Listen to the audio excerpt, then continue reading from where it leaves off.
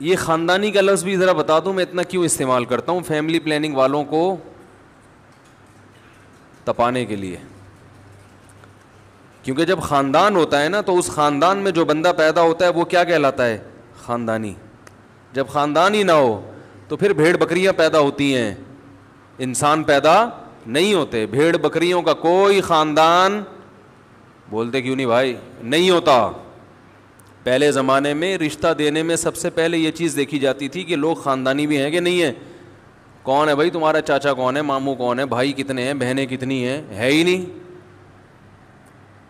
تو اس کا مطلب یعنی لڑکی کو بھیجتے تھے خاندان میں کہ فیملی میں, کیونکہ اکیلے آدمی کو دیں گے, اس کی ذمہ داری میں دیں گے, پیچھے کوئی خاندان نہیں ہے تو یہ تو 2 منٹ میں جب چاہے گا چھوڑ چھاڑ کے نکل لے گا. کیا خیال ہے بھائی؟ پیچھے خاندان ہوتا ہے تو پھر مسئلہ یہ ہوتا ہے کہ آدمی کے لیے اس بچی کو چھوڑنا آسان, کسی کے خاندان کی بیٹی اس کو چھوڑنا آسان نہیں. کیوں؟ اس لیے کہ بھائی وہ پورا خاندان ہے, ان کی بھابھی لگتی ہے, وہ کسی کی نند ہوگی, کسی کی جو ہے وہ بہو ہوگی, ہے بھائی.